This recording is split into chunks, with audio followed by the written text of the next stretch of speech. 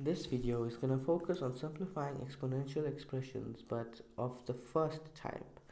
Before we go into that, we just need to familiarize ourselves with a specific important skill, which is writing numbers using prime factorization.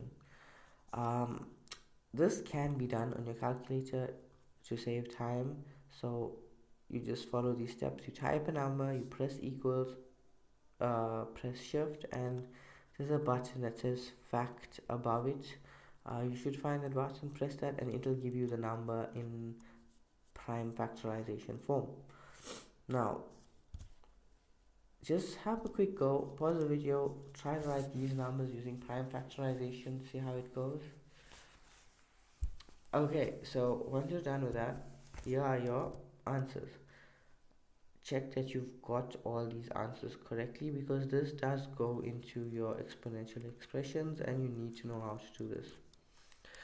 Now, simplifying exponential expressions, we apply the third and fourth law of exponents. This applies to our type 1. Now, let's look at an example. Example of 2 to the power 3 into raised to the power x plus 1. We apply our third law, which says when you have a base raised to an exponent and then another exponent on the outside, you multiply the exponents. So it's 2 to the power 3 brackets x plus 1, as you can see. Now this is just some algebra. We distribute our 3 into the brackets and that gives you 3x plus 3. Very good. That's a straightforward example. That's a simple concept you've got to master as you tackle more difficult questions. Now, let's look at another example.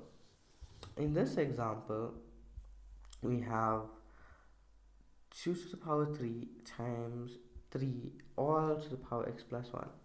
You might be thinking, why does it look like this? Why do we have these two things in the bracket? This comes from what we did earlier, where we took a number and wrote it using prime factorization. So this is the prime factorization form of a specific number. So we're just looking at how to deal with this, because we're going to be applying prime factorization in the middle of a sum, getting something that looks like this, and then having to deal with it. So we're going to follow our fourth law, which says when we have two bases and we're multiplying them, we take that letter and we distribute it to both of these. So m times p and n times p. So sorry, these bases should have been different. It should have been a times b here and a times b. So because we're not gonna add these exponents at the end, right? So now let's look at this over here again. So we're gonna take this exponent and times it by 3, and take that exponent x plus 1 and times it by the invisible 1 that the 3 has. And there we go. Now we're going to apply our third law that we've done in the previous slide, where we multiply them and distribute it, which gives us 3 times x is 3x and 3 times 1 is 3, and then 1 times x is x and 1 times 1 is 1, and we stop there. We cannot go further simply because the bases are different. There's nothing further to do. Try this activity of one term over one term. Pause the video, go for it. Get it right. Here we go. So we start with our expression.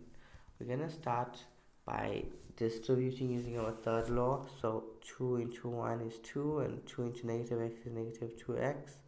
And we're also going to distribute over here. X times 2 is 2x, and negative 3 times 2 is negative 6.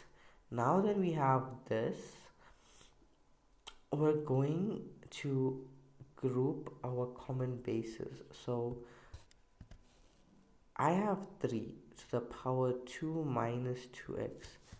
So 2 minus 2x. So there's it over here. Now this was from base of 3. So base 3, 2 minus 2x, 2 minus 2x. Now look for any other base 3's. There's one here. And that's exponent is negative 2x plus 1. So there's the negative 2x plus 1. But why am I minusing it? Why is there a minus there? It's because this came from a denominator. And remember, with laws of exponents, if we're dividing, which is what happens because of denominators, a fraction, the numerator divided by the denominator. So if you are dividing, you subtract the exponent, so there's a minus sign over there. Alright, let's continue. Now we look at the base 2. 2 to the power 2x minus 6, there's there. So I wrote it over there. Then there's another base 2 as well, 2x minus 1, and there we go.